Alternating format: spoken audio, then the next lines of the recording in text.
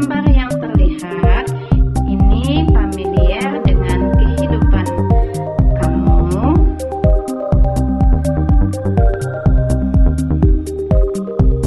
Ya, itu adalah beberapa gambar yang merupakan contoh dari zat aditif dan zat adiktif.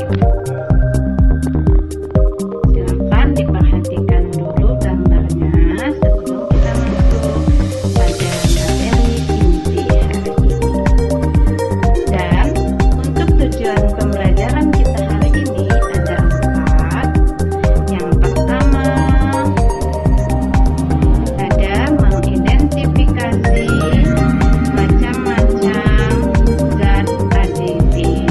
Yang kedua, menjelaskan fungsi zat aditif pada makanan.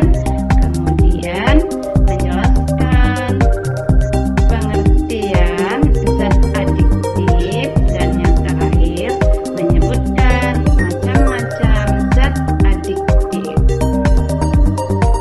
Sebelum kita masuk materinya, simak dialog berikut.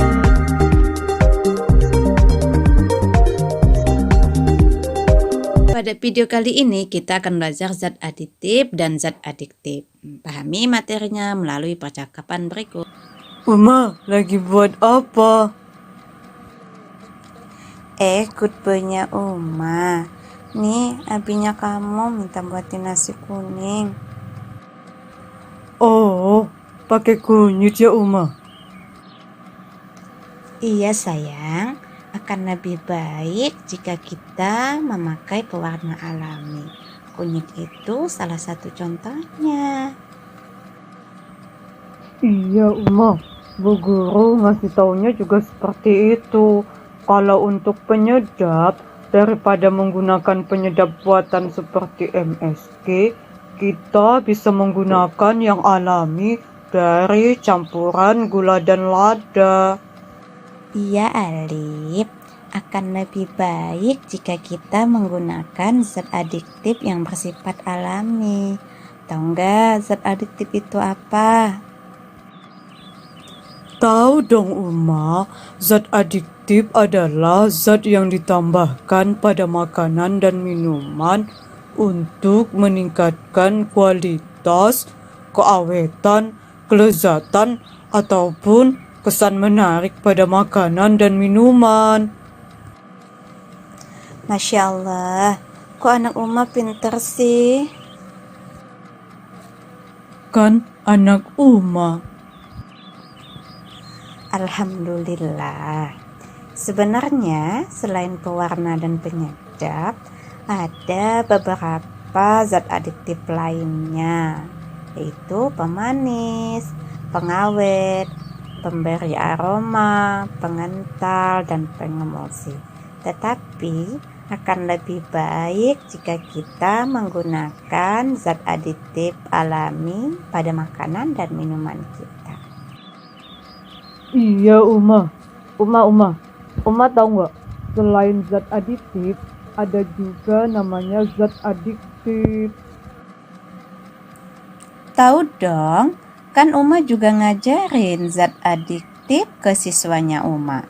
Zat adiktif itu adalah zat yang dapat menimbulkan ketergantungan atau kecanduan. Contohnya yang paling dekat dengan kita itu misalkan kafein pada kopi atau teh. Makanya abinya kamu nggak bisa tuh sehari nggak minum kopi. Tapi ada zat adiktif yang lebih berbahaya kan Uma?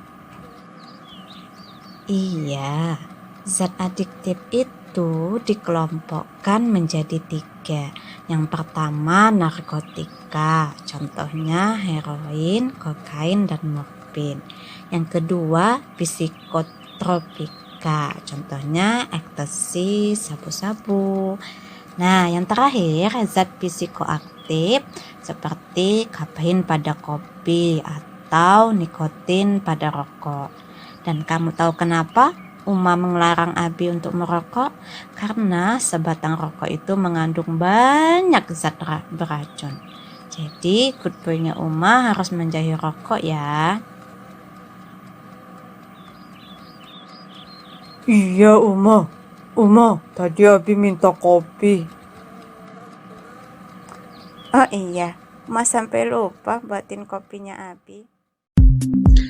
Nah, tadi pada dialog di video sebelumnya kita sudah simak bahwa pengertian dari zat aditif itu merupakan zat alami atau buatan yang ditambahkan ke dalam makanan atau minuman dalam jumlah kecil saat pembuatan makanan atau minuman.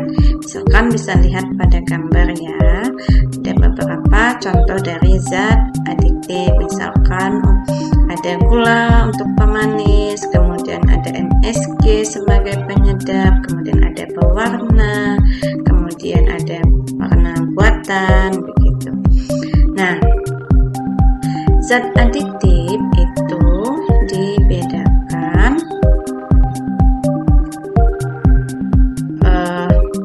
ditambahkan pada makanan atau minuman tentu memiliki kegunaan. Di antaranya itu memperbaiki tampilan agar lebih menarik, misalkan seperti kue lapis ini. Kemudian meningkatkan cita rasa makanannya.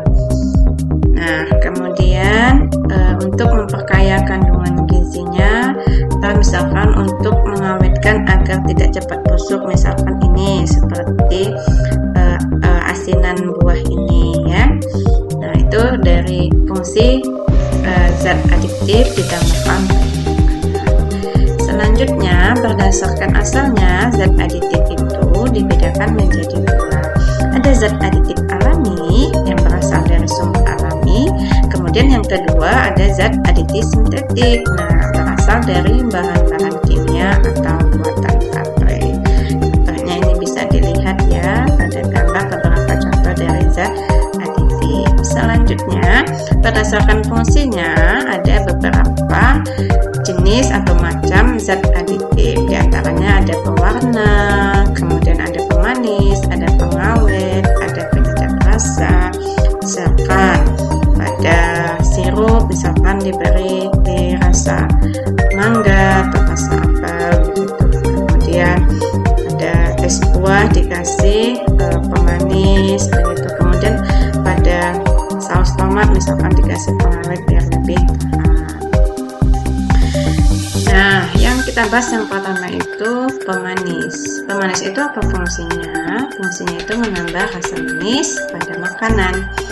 Kemudian pemanis itu dibedakan menjadi dua. Ada pemanis alami, contohnya ada gula pasir, gula aren, gula kelapa, gula bit. Kemudian juga ada pemanis buatan. Pemanis buatan apa saja contohnya? Misalkan ada sakarin, siklamat, aspartam, dan asesulfat. Tapi sangat tidak dianjurkan untuk tidak menggunakan pemanis buatan. Akan lebih baik menggunakan pemanis alami. Kenapa?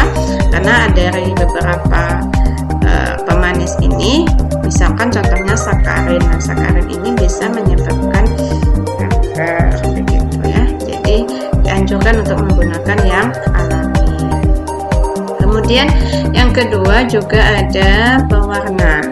Pewarna itu apa? Pewarna itu fungsinya untuk meningkatkan tampilan makanan biar jadi lebih menarik. Juga dibedakan menjadi dua, ada yang alami dan buatan. Misalkan untuk warna ungu kita bisa menggunakan buah anggur atau buah mukbei. Untuk warna oranye kita bisa gunakan wortel, kemudian warna hijau kita bisa gunakan daun suji, kemudian kalau warna coklat kita bisa menggunakan kakao. Kemudian untuk yang buatan bisa ada brilliant blue untuk warna biru, ada tetrazine untuk warna kuning, ada sunset yellow untuk warna orange, dan ice green itu untuk warna hijau dan red panther. Namun seperti tadi dikatakan bahwa akan lebih baik kita menggunakan pemanis atau yang zat aditif alami. Kenapa? Dari beberapa zat aditif ini ada yang menyebabkan dampak yang buruk, misalkan tetrazine. Tetrazine ini bisa menyebabkan anak hiperaktif kalau terlalu sering digunakan gitu. dalam jangka waktu yang lama. Kemudian yang ketiga ada pengawet. Pengawet itu gunanya untuk memperpanjang waktu penyimpanan makanan dan mencegah kerusakan makanan. Juga ada yang alami serta buatan. Kalau yang alami misalkan ini garam, biasanya untuk agar ikan lebih tahan lama dijadikan ikan asin diberi garam. Kemudian yang kedua ada gula. Gula ini misalkan untuk dibuat manisan begitu ya. Tambahkan untuk buah-buahan agar lebih tahan lama dibuat manisan. Nah, untuk yang buatan itu ada asam benzoat, ada natrium benzoat, ada natrium nitrat, ada natrium propionat. Kemudian yang selanjutnya ada penyedap rasa. Tujuan dari penyedap rasa ini meningkatkan cita rasa dalam makanan. Juga ada yang alami dan buatan. Kalau yang alami misalkan merica, bawang putih, bawang merah. Nah, kalau yang buatan ini misalkan ada MSG. Nah, MSG tadi juga sudah dikatakan bahwa akan lebih baik menggunakan yang alami. Kenapa? Karena yang buatan jika digunakan dalam jumlah banyak dan dalam jangka waktu yang panjang bisa menyebabkan beberapa dampak yang berbahaya gitu. Selanjutnya ada penambah rasa atau penambah aroma. Nah, penambah aroma ini atau esen itu gunanya untuk menambah cita rasa tertentu pada makanan atau minuman. Juga ada yang alami dan buatan. Kalau yang alami ada minyak atsiri, vanili, daun pandan. Kalau yang buatan ada metil antranilat, misalkan untuk rasa anggur, amil asetat untuk rasa pisang, begitu selanjutnya. Nah, yang terakhir ada pengental dan pengemulsi. Kita bahas dulu yang pengental. Kalau yang pengental itu gunanya untuk mengatur kekentalan bahan makanan atau minuman. Contohnya ada gelatin, garam, alginat. Nah, kalau pengemulsi gunanya itu untuk menstabilkan campuran air dan minyak dalam makanan. Nah, kalau pengemulsi ini ada yang alami, ada yang buatan. Kalau yang alami misalnya kan telur, tepung kanji, kedelai. Nah, kalau yang buatan ada ester span, ada karboksil metil selulosa. Oke, selanjutnya itu bahasan tentang zat aditif. Kalau selanjutnya ini zat adiktif. Apa sih bedanya? Tadi juga sudah disampaikan pada dialog di video sebelumnya. Zat adiktif adalah zat yang dapat menimbulkan ketergantungan bagi para pemakainya. Dibedakan menjadi 3. Ada narkotika. Kalau narkotika ini bisa menyebabkan berkurangnya kesadaran, menyebabkan ketergantungan hingga kematian, dan ini sangat berbahaya dan penggunaannya sangat tidak dianjurkan serta dilarang keras oleh pemerintah. Contohnya morfin, heroin, ganja begitu. Selanjutnya ada jenis yang kedua, psikotropika. Psikotropika ini bisa mempengaruhi sistem saraf dan mengubah tingkah laku. Contohnya ekstasi, sabu-sabu, dan juga merupakan zat adiktif yang sangat berbahaya. Nah, tadi perannya ini ya, bisa mempengaruhi sistem saraf dan mengubah tingkah laku. Selanjutnya ada psikoaktif. Psikoaktif lainnya ini ini mempengaruhi sistem saraf dan akan menjadi berbahaya dalam jangka panjang. Jadi penggunaan psikoaktif ini jika dalam jangka yang panjang bisa juga berbahaya. Contohnya nikotin pada rokok, alkohol, dan zat adiktif ini dapat menimbulkan ketergantungan. Contohnya tadi juga sudah diperhatikan pada dialog atau percakapan sebelumnya bahwa kopi juga bisa menyebabkan ketergantungan atau kecanduan. Jadi ada sebahagian orang yang ketika tidak minum kopi itu misalkan menjadi terasa pusing begitu, karena memang sudah kecanduan digunakan dalam jangka waktu yang panjang. Jadi kafein pada kopi itu termasuk psikoaktif dan akan menjadi berbahaya jika digunakan dalam jangka waktu yang panjang. Oke, demikian untuk materi zat aditif dan zat adiktif. Sekian, terima kasih. Assalamualaikum warahmatullahi wabarakatuh.